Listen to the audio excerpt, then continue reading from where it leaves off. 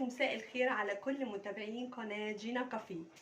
النهارده هنعمل حاجة بسيطة جدا، مكرونة بالبشاميل.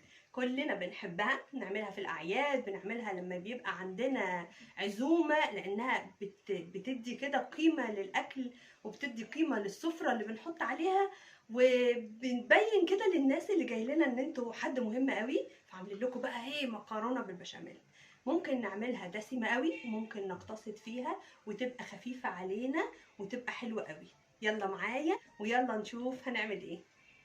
اول حاجة هنبتدي في حلة على النار، وهنحط نص كيلو من اللحمة المفرومة،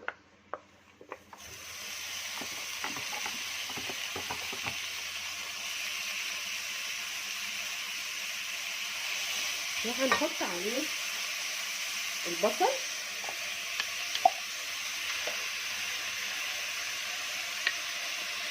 علشان نعصج اللحمة اللي هنعمل بيها المكرونة.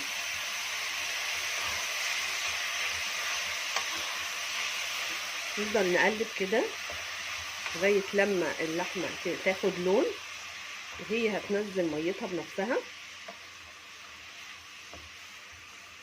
بحاول بقلل الدهون على قد ما اقدر عشان الحاجات دي بتبقى دسمة قوي. طبعا الحر بقى بيخلي الواحد مش قادر ياكل.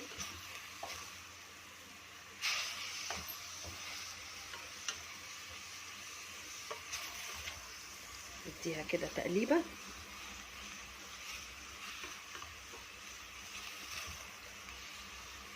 احط لها البهارات بتاعتها،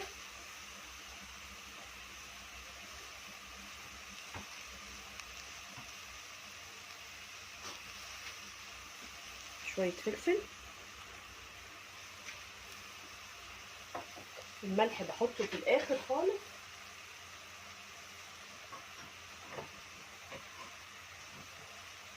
بحط برضو من ضمن التتبيله السبع بهارات،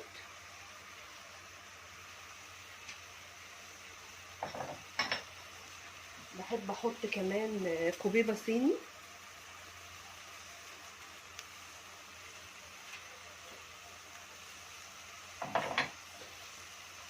ولما تستوي اللحمه اخر حاجه بحطها الملح، اسيبها بقى كده مع نفسها ونبتدي اجهز البشاميل لغايه لما اللحمه تخلص.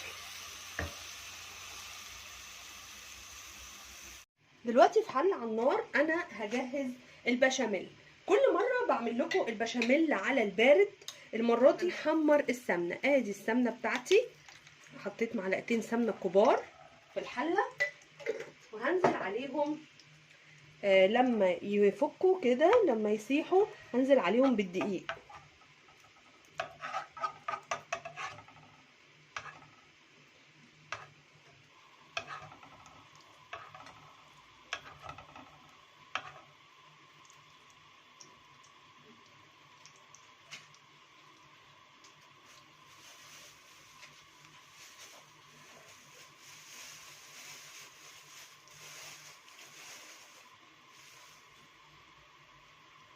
احط عليهم معلقتين كبار من الدقيق، انا هحط 3 عشان انا بحب البشاميل يكون كتير. وهبتدي بقى اقلب بسرعه علشان الدقيق ما يكتلش معايا، احمر فيه شويه كده على النار. بعد ما يدخل كله في السمنه انزل عليه باللبن زي ما انتم شايفين كده. بصوا شكله كله دلوقتي داب في السمنه. سيبه يتحمر شويه صغيرين عشان يستوي، بيدي طعم حلو قوي. وانزل باللبن واحده واحده مع طبعا التقليب. انزل باللبن واحده واحده كده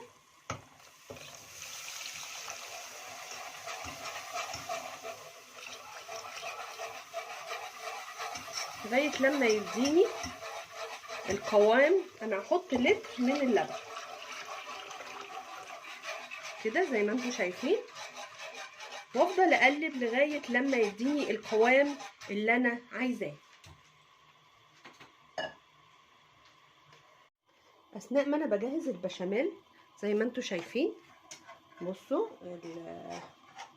القوام بتاعه ابتدى يتقل اهو. انا ما بحبش البشاميل يكون تقيل، انا بحبه يكون خفيف. فانا كده يعني شويه صغيرين وخلاص انا هطفي عليه. على عين تانية انا حاطه اللحمه كده دخلت على السوا خلاص، فانا هزود لها معلقتين صلصه عشان انا بحبها يعني تكون مزه شويه. فانا هزود لها معلقتين صلصه عندي. الصلصه دي انا عاملاها في البيت اهي، وهقلب وازود لها بقى الملح بتاعها كده. خلاص انا خلصت. وفي حله تانية اهي جوه انا بسلق فيها المكرونه، فكل حاجه هتبقى سخنه وجاهزه في وقت واحد. وادي اللحمه وادي البشاميل كده. انا خلاص البشاميل خلصته، وانا بحبه بالقوام اللي هو السايب ده، ما بحبوش يبقى تقيل. فانا خلاص هطفي عليه وابتدي املحه بالملح والفلفل وكده. خلاص طفيت عليه كده. برضو اللحمه خلصت معايا اهي زي ما انتم شايفين. ازود الملح بتاعها، احط عليها. خلاص هي استوت، ازود لها الملح. وانا كنت حاطه لها كل حاجه قبل ما تستوي. واروح بقى على البشاميل وبرضو هزود له الملح بتاعه وفلفل. ولو مش عندك، لو عندك فلفل ابيض يبقى احسن علشان ما يغيرش لون البشاميل. نحط فلفل، ما عنديش فلفل ابيض فهحط فلفل اسود عادي وهقلب.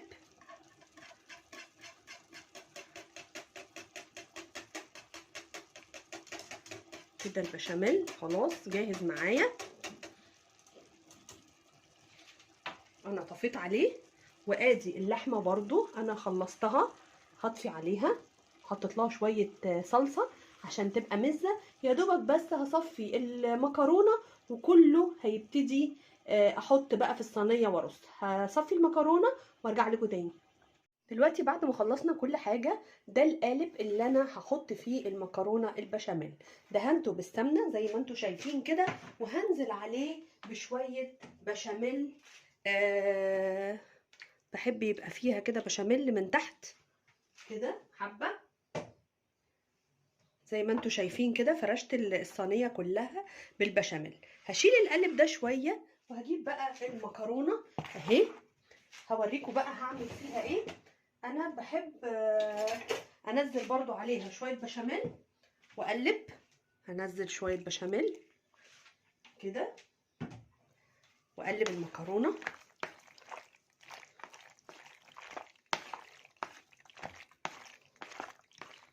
وارجع بقى تاني نجيب القالب بتاعنا ونحط فيه زي ما انتم شايفين كده. هنحط فيه نص مقدار المكرونه اهو. ادي نص المقدار بتاع المكرونه. احنا طبعا منزلين فيها في البشاميل، وهو هنا برضو غرقانه في البشاميل. فمش عايزه اقول لكم هتبقى عامله ازاي. يعني سر حلاوه المكرونه انك تكتري البشاميل بتاعها، ما تبقاش يا دوبك كده يعني متلحسه بشاميل، لا مليانه غرقانه في البشاميل كده. حطينا الطبقه الاولانيه. هنزل بقى احط اللحمه زي ما انا قلت لكم ان انا حطيت على اللحمه معلقتين صلصه عشان تبقى مزه شويه، واديتها كمان رشه جوز الطيب كده.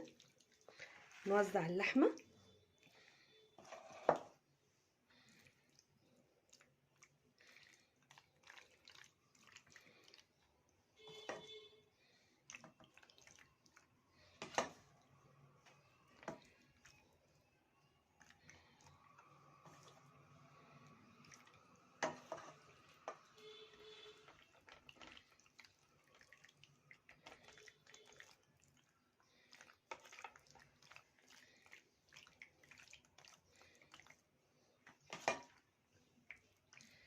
كده حطينا نص كيلو اللحمه في صينيه المكرونه بشاميل دي، بس انا عامله قالب كبير. لو انت هتعملي حاجه اقل بتاخد منك قليل. وانزل بنص المكرونه التاني. قبل ما انزل بنص المكرونه التاني بحب بحط لها رشه جبنه موزاريلا كده علشان تشد معانا، تبقى طعمها حلو قوي بقى لما بتبقى طالعه سخنه. رشه صغننه كده،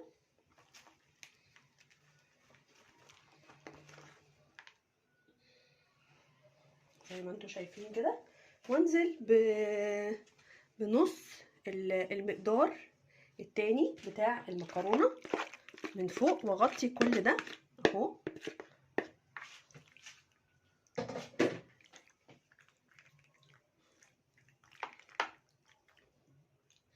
واساوي بقى واغطي كل اللحمه بتاعتنا والجبنه، واساوي كده كده كده كله هيتغطى بالبشاميل زي ما انتم شايفين معانا.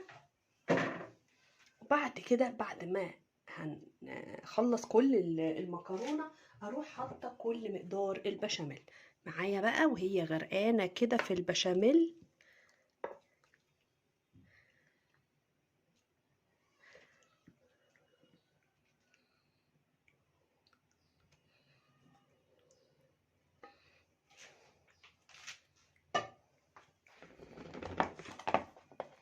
اوزع كده البشاميل زي ما انتم شايفين، واخبط كده عشان ينزل في المكرونه من جوه وتبقى طريه وجوسي معايا. في حته كده هنا ما استغطتش اهي، في تاني اهو بصوا. ولما تستوي وتطلع اديها رشه موزاريلا تاني وادخلها تاخد بس الوش. بكده اكون خلصت معاكم صينيه المكرونه بشاميل. اسهل طريقه عملتيها في بيتك، احلى مكرونه بشاميل تدوقيها لاولادك، وبالهنا والشفا. بعد ما خلصنا صينيه المكرونه وهندوق بقى دلوقتي وهنشوف حصل ايه.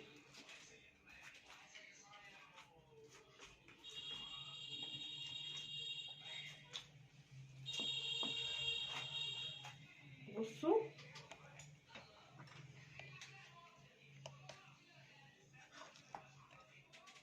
مش عايزه اقول لكم الريحه والطعم حاجه تجنن.